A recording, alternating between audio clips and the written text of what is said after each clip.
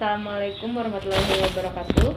Di sini saya akan melakukan wawancara kepada Bapak Ervin Saputra mengenai wawasan kebangsaan dan bela negara.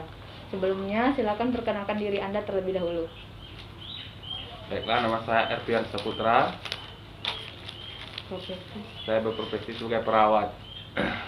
Baiklah, saya akan memberikan beberapa pertanyaan kepada Bapak. Yang pertama, apa yang Bapak tahu tentang Indonesia?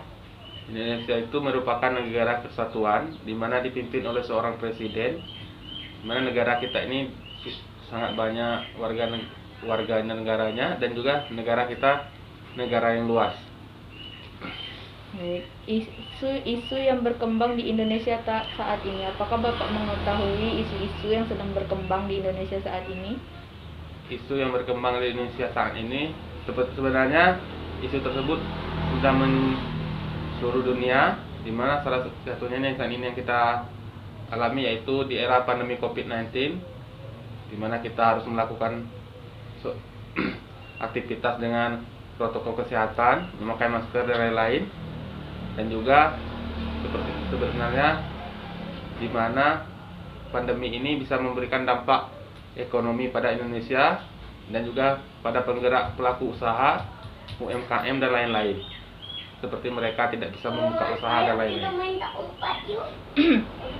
Apakah Bapak mengetahui isu mengenai vaksin COVID? Vaksin COVID tentunya kita semuanya sudah tahu, di mana semoga seluruh warga Indonesia bisa divaksin, walaupun itu butuh proses dan pemerintah perlu menyiapkan vaksin tersebut, karena vaksin tersebut diberikan gratis oleh pemerintah. Bagaimana tanggapan Bapak terhadap isu korupsi bansos? Sebenarnya korupsi tersebut kembali lagi pada selaku pimpinan dalam pembagian bansos. Nah, dan juga pemerintah perlu memberikan suatu peraturan atau undang-undang sehingga koruptor tersebut tidak berani untuk melakukan korupsi, dan mereka tidak akan melakukan korupsi tersebut. Baik, terakhir, bagaimana tanggapan Bapak terhadap isu mengenai terorisme di Indonesia? Sebenarnya Indonesia ini sedang marak-maraknya di Papua, seperti di sana ada KKB. Nah, KKB ini, kelompok kriminal bersenjata ini, sudah sering menyerang TNI Polri.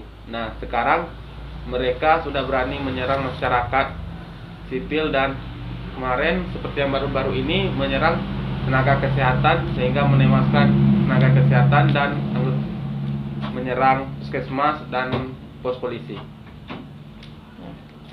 Baik, terima kasih kepada Bapak yang telah meluangkan waktunya untuk wawancara saya. Saya akhiri, wabillahi taufiq wal hidayah. Wassalamualaikum warahmatullahi wabarakatuh. Waalaikumsalam warahmatullahi wabarakatuh. Baiklah, di sini saya akan melakukan wawancara dengan salah satu mahasiswa mengenai wawasan kebangsaan dan bela negara. Boleh perkenalan diri terlebih dahulu? Baiklah, perkenalkan, nama saya Priska Putri Marila, saya dari mahasiswa Gizi Poltekkes Kemenkes Padang. Baiklah, di sini ada beberapa pertanyaan tentang wawasan kebangsaan dan bela negara. Menurut pandangan Tata, negara Indonesia itu seperti apa sih?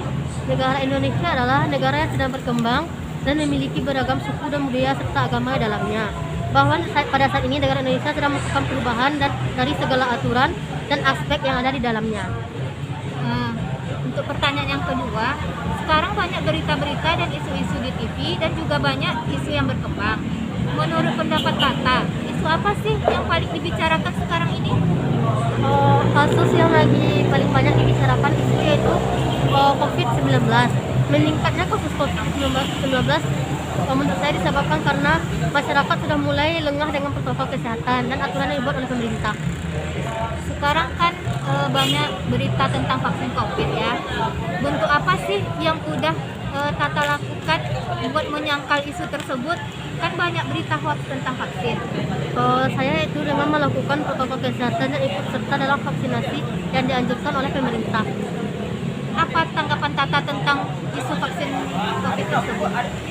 Menurut saya sih sebagai mahasiswa ya, pemerintah sudah melakukan yang terbaik kan untuk masyarakat Indonesia.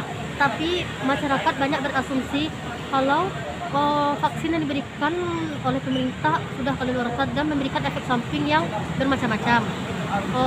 Menurut saya sih pemerintah tidak mungkin melakukan itu karena sebab vaksin yang akan diberikan pasti sudah dilakukan atau diuji di laboratorium sampelnya. Dan saya sebagai mahasiswa akan memberikan edukasi kepada masyarakat tentang vaksin yang akan diberikan oleh pemerintah. Apa tanggapan Tata terkait korupsi bansos COVID yang dilakukan Menteri Sosial? Menurut saya sih sangat disayangkan sekali ya Bu, karena seharusnya kan bantuan itu kan diberikan kepada masyarakat yang kurang mampu atau masyarakat yang sangat membutuhkan, tapi kenapa harus dikorupsi oleh itu pemerintah gitu kan, dan sebaiknya diberikan kepada yang seharusnya. Baiklah, mungkin itu sedikit pertanyaan yang diberikan kepada Tata. Terima kasih atas waktunya, Tata. Lebih kurang Pertanyaan Pak tentang wawasan kebangsaan dan bela negara. Dan juga ada isu-isu kontemporer. Yang pertanyaan yang pertama, menurut pandangan Bapak, negara Indonesia ini adalah negara yang seperti apa? Negara Indonesia ini adalah negara sedang berkembang, Kemudian negara berkembang tentu dengan isu-isu politik yang sangat banyak, perubahan aturan-aturan negara yang sangat sering terjadi, sehingga dalam perkembangan politik seperti itu, negara berkembang ini mendapat banyak tantangan dari isu-isu yang terjadi, baik itu yang terkini ataupun yang sebelum-sebelumnya. Ya, baik. Kemudian sekarang ini banyak isu yang berkembang. Isu-isu apa saja yang sering dan paling banyak dibicarakan pada saat ini? Isu yang berkembang, apalagi di media sosial dan media elektronik sekarang ini adalah tentang COVID-19, kemudian ada isu tentang teroris, dan juga isu tentang penggunaan dana bansos tentang COVID ini yang sering terjadi, penyalahgunaan pada akhir-akhir ini terjadi.